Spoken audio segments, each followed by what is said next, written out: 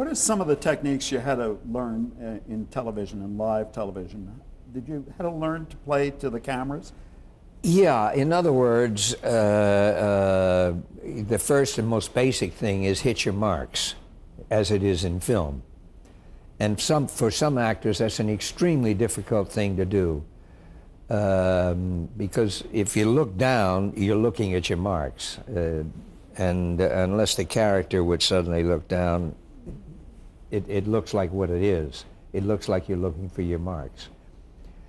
What I did was, as I said, like with the fireplace, where I knew where I was, but the fireplace wasn't, I began to sense where marks were, and I've gotten very good at it, or did get very good at being able to hit marks without ever looking. I knew I was on them. But also, you had to be aware of which camera was on when. That was a tremendous help, because in other words, if I was supposed to be playing to this camera, but I'm still facing over here, etc., we're losing, for the director at least, the impact of my face. So I would usually lead. You can lead a cut in film just as well as in live TV.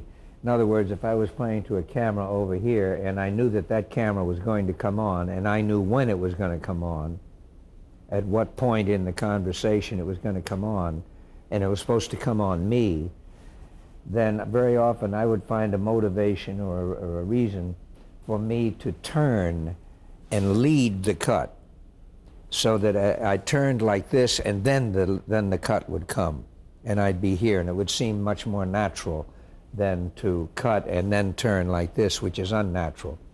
We see it in news very often, and so forth.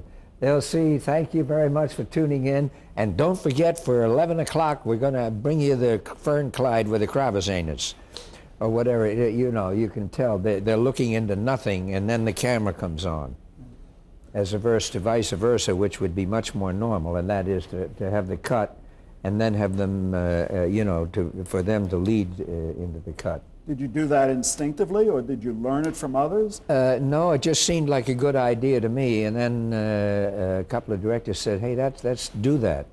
That's, I know what you're doing, and that's good." So I just would do it. I was hardly alone. I mean, other actors, I'm sure, have done it. I'd be remiss if I didn't ask you about your musical talent. Did you always play the piano? Yeah, I only play by ear, damn it. I wish to heck that I had studied, because you can go just so far playing by ear, but it's a source of great personal enjoyment, there's no question. And especially the music of Gershwin, I started playing when I was, I guess about 13 or so, my first year away at school. There was a piano in the lobby downstairs in the dormitory, and I started playing because Charlie Arnold, who I mistakenly mentioned earlier instead of Charlie Irving, he played, and I said, hell, if he can do it, I can do it. So I started spending hours just figuring things out by ear, and I still only play by ear. But it's a source of great enjoyment, and then when I got to New York, it was a source of employment. Really? Because there was a place called the Old Nick Music Hall on 2nd Avenue, run by a man named Paul Killiam, whom I had met. He was a Harvard grad, and he came back when we were rehearsing a Hasty Pudding show, and that's when I first met him. So they had an amateur night in there, apparently, and I was staying around the corner at a friend's.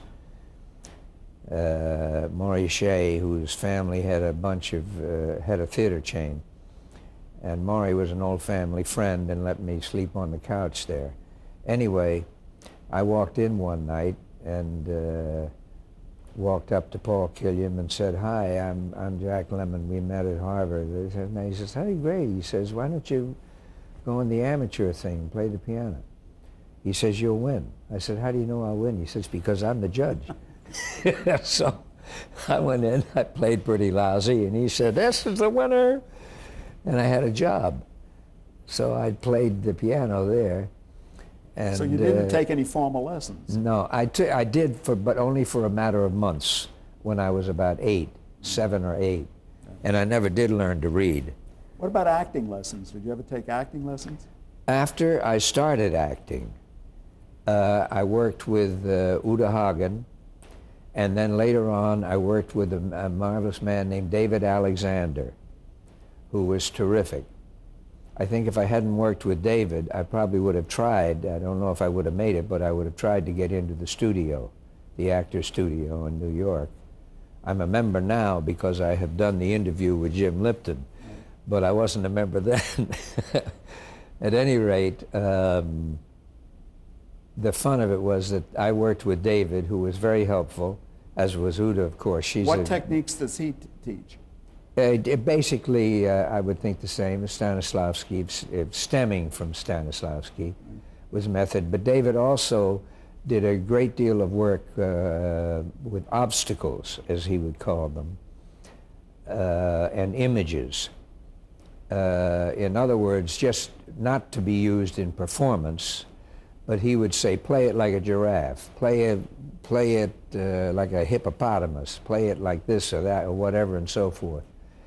And you would do the scene again with that in mind, and it was an interesting exercise that would stretch you and put you into areas that you would normally not go.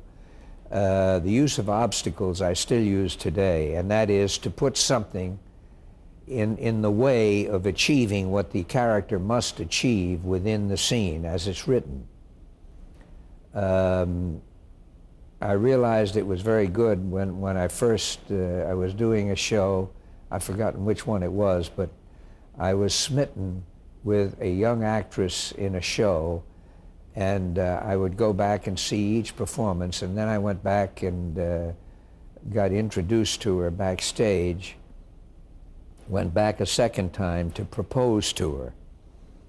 And I was in the dressing room when she said, and starting to say, you know, I really am very fond of you, and I didn't know quite how to get it out. But she said, will you excuse me for a second?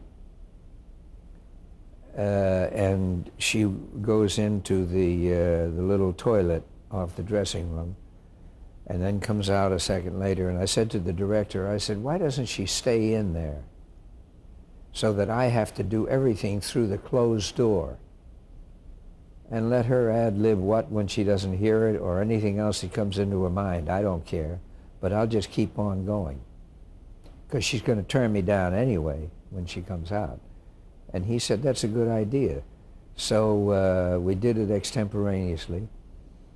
And what I did was have to now say, I love you, and will you marry me, and all of this and that, through a closed bathroom door where the water was running, etc. And she's going, what?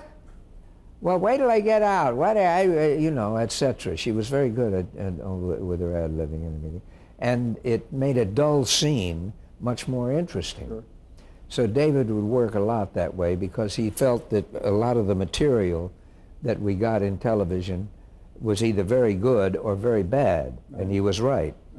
And so you'd be confronted with scenes time and again where you could help the director by inventing these crazy things, these obstacles to get in the way, whether it was the other person having bad breath or whether it was a door being between you or whatever it would be. The fun of it was, as I started to say, as years went by, I came on out here, I was doing films and everything was going great. And I'd see David now and then go back, do a show in New York or whatever. And in the meantime, my son was out here. He graduated from California Institute of the Arts with a degree in music, so he knows what he's doing at the piano. I don't. Chris, is that? And Chris, yes. And he's also a writer and composer. But he was out here, and David moved out here, and Chris started studying with David, which was great fun because I had worked with David years before. Yeah.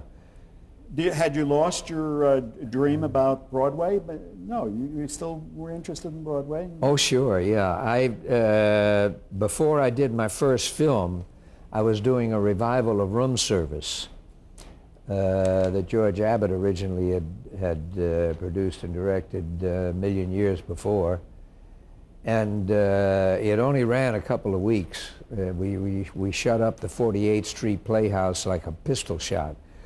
But the actors got good reviews, and I got good reviews, fortunately. And a fellow named Max Arno, a very sweet man from Columbia Pictures, heard about me, and they were looking for somebody to play opposite Judy Holliday, of Born Yesterday fame. And so he had some executives from Columbia Pictures in New York come see the show. Room Service we're talking about. Yeah, Room Service. Right. And they sent word back to Max that they liked me, and they thought I might be very good for the lead opposite Judy Holliday. And It Should Happen to You. It Should Happen to You, yeah, terrible title. Right. It was a fun picture. But though. it was a fun picture, yeah. It was being directed by George Cukor, and it was written by Garson Kanin. Well, my whole attitude about film changed the minute I heard those two names, and plus Judy especially. And so I tested for it and got it. This may be 1953? This was 53, yes, right. Yeah. And we did the picture, and which was a successful picture. Yeah, it was a successful picture. What was it like working with Judy Holliday? It was absolutely wonderful. She was just divine. Terrific. A unique talent? Absolutely unique. And one of the brightest actors that I've ever known. And she played dumb blondes. Right. But she was extraordinarily bright. She loved to play intellectual games. She might have invented Scrabble. For instance, word games fascinated her. Crosswords and word games of different kinds. And she was great fun to work with, let alone brilliant. And when we were doing tests, and I was out here for the first few days, I asked her out for dinner, so I rented a car. She said, sure. And someone gave me the name and address of a restaurant in the Valley. And Columbia Pictures and the hotels and all of that were right in Hollywood, yes, on this side of the mountains. And so I picked her up at the house that she was renting and followed directions, and I got all the way up to the top of the mountains at Mulholland Drive and got a flat tire. And I told her to stay in the car. I'd walk down and get help from a gas station and lock the doors and stay there. She said, okay. And so I started walking, and I walked, then I walked, then I walked, and then I gave up because I didn't realize this thing was just curves all the way down forever. I think it was Laurel Canyon. And so now I trotted all the way back up, and I was exhausted, and I got to the car, and I thought, well, the hell with it, flat tire or not, I'll coast on down there until we can get to a gas station. And I knocked on the window, and she unlocked the door, and I got in, and I said, you all right? She said, I'm fine. Have you got a handkerchief? And I said, well, yeah. And I gave her my handkerchief. She started wiping her hands, and I said, what are you doing? She said, I changed it. Didn't occur to me to change the tire. She did it. She was just wonderful. You played opposite her in another film. Yes, as well. and yeah, crazy title, George Axelrod.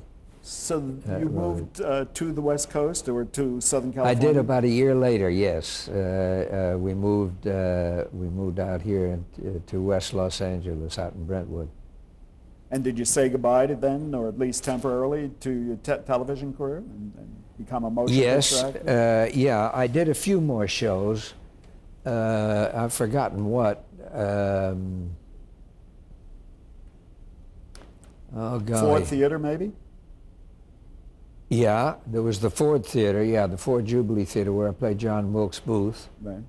That was after I was out here, and I went back, did another one, but I've totally forgotten what it was. What For the sort of, moment, anyway. you worked for Columbia, you were signed by Columbia.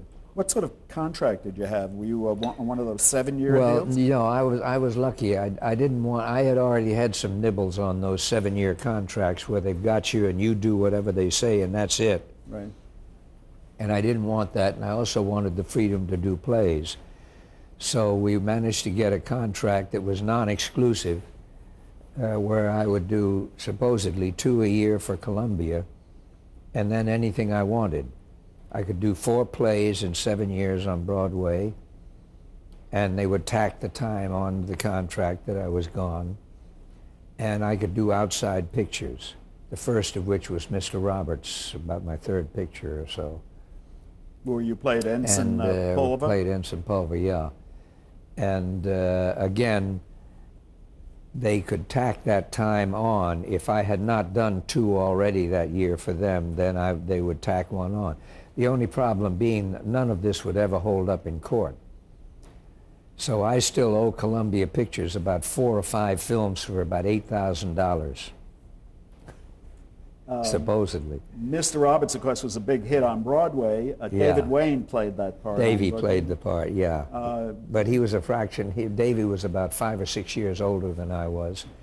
And the reason I got the part, I think, is because they felt Davy was just a little too old for film. And to be an ensign. Yeah. You got an Academy Award nomination. Yes. The first of many, as a matter of fact. Yeah, I won an Oscar for that one. You won an Oscar, supporting actor? Yeah, supporting one for that one, yeah. And you were in a number of memorable motion pictures during that time. Was there one that sort of made your career, do you think, in those early years? I mean, really established? Not really one alone. I think that I did all comedies, practically all comedies for quite a while, because the first one was a comedy, and then that was successful, and then of course it was a comedy part in Mr. Roberts. Right. Sort of. Yeah, sort of. It was both, really. And then until Days of Wine and Roses, I was thought of mainly as a comedic actor. Did Fire Down Below, didn't that come before? Yes, but that was not that successful. It was for Rita Hayworth. Yeah, it was for Rita Hayworth, and she was great fun to work with, and so was Bob Mitchum, who was totally nuts. I had a lot of fun with Bob, though. My research, my notes here says that during that time you were on Goodyear TV Playhouse, the Alcoa Hour. You still were appearing on television. Yes, I would occasionally do one, yeah. You did a Playhouse 90? That's right, yeah. The Mystery of 13? Does that ring a bell for you? Yes, yeah, that about the English physician who was accused of murdering 13 wives or something. The Voice in the Fog, is that a show, the title that means anything to you? That was for Goodyear Theater, Voice in the Fog. I don't remember that. Souvenir for the Alcoa Theater. I don't remember that either. There was a point there where you, though, did not appear on television anymore. You sort of left television for a number of years. Yes. Any particular reason why that Well, came because about? basically because there was very few things. Television was mostly sitcoms and or weekly shows of some kind or other with regular characters. Right. That appeared a regular cast like a theatrical show. So that reduced the chances of finding something you really wanted to do. And I wasn't that crazy about what I was seeing either, frankly. In fact, you had some negative comments during those times about the quality of television. Yeah, I felt that it had diminished. And I think that the best thing that's happened to television in a long time is cable. Right. Because you can do some wonderful shows now that you wouldn't necessarily be able to get off the ground as a feature film. Right. but In that fact, you you've can- appeared in some of those. Yes, last year we did 12 Angry Men. I loved it. It And was you a got great experience. an Emmy nomination for that. Yes. Right. But you were in one memorable thing in 1959 during that period when you were very active in motion pictures, Face of a Hero, in which John Oh yes, Frankenheimer yeah. was the director. Johnny Frankenheimer directed that. Yes. Then we did the play version of it, which didn't work at all. Right. That was produced by John Houseman, and you remember that occasion? That Yes. experience? Yeah. Was that a good experience for you? Yes, I enjoyed it. We had a hell of a lot of trouble when we were doing the television version. I remember there was supposed to be a stream going through the middle of the studio, and it was overflowing all over the place. And Johnny Frankenheimer said it was the first tape show, but the only way you could tape was to go back and start at the top of a reel. You couldn't cut. They couldn't edit the tape for some reason or other. I don't know. I didn't understand it all, but all I know is that he had to keep going back to the top of a scene where I'm walking along the bank of a river and the whole crowd of people are there, and I'm walking through all of them looking at the scene of where a girl has drowned, and they're all screaming that the character that Rip Torn played murdered her, and we'd have to keep going back to the top. By the time we finally got it, there was 2 feet of water in the studio, and the camera guys were going berserk because they're all sitting up on the bases of these cameras, and we've got all of the cables and everything else are in water. And I think they thought they were going to be blown right through the roof any minute. But we finally got it. What strengths does Frankenheimer bring to the set? Johnny, I think, has the attributes in his own particular way that all of the good ones have. Number one, technically, he knows what the heck he's doing. He's very, very good technically with the cameras, both in television and in film. And he's very, very good with the actors. And he also has a quality of leadership that I think is the most important thing of all. There's a trust that you must have in the director that is undeniable and irrefutable. I remember once, as an example, when the first time that I met Costa Gavras before we shot the film Missing, I read the script, accepted the part, wanted to do it very badly, and he called me up and I said, why don't you come on up to the house and have a drink and we'll talk. And he said, great. So he came on up, and outside my house there's a little lanai with a bar, and then it drops down to a pool, and just beyond the pool it drops 50 feet straight down into a curving road. So you don't go walking straight on past the pool, obviously. And we were talking, and I was fascinated by him. And he was talking about the film and how he saw it and my character and this and that. And apparently I was smiling at one point, and he said, what are you smiling at? And I said, oh, I was just thinking that if you told me to go outside, walk past the pool and keep on walking, I'd do it.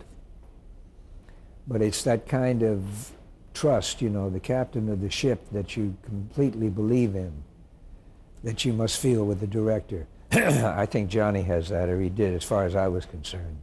You appeared in the motion picture version of Days of Wine and Roses, Right. But you were not in the very celebrated television version. No, Cliff Robertson and Piper Laurie did it. I never got to see it, unfortunately, because I heard it was brilliant.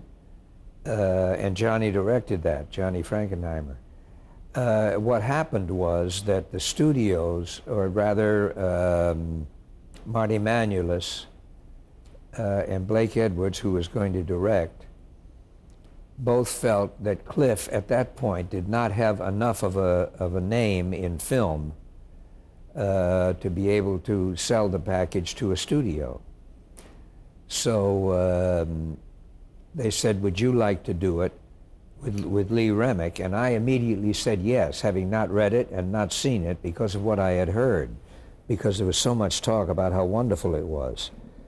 And they explained to me that, because Cliff was a close friend of mine. As a matter of fact, he married my first wife, Cynthia, after we were divorced.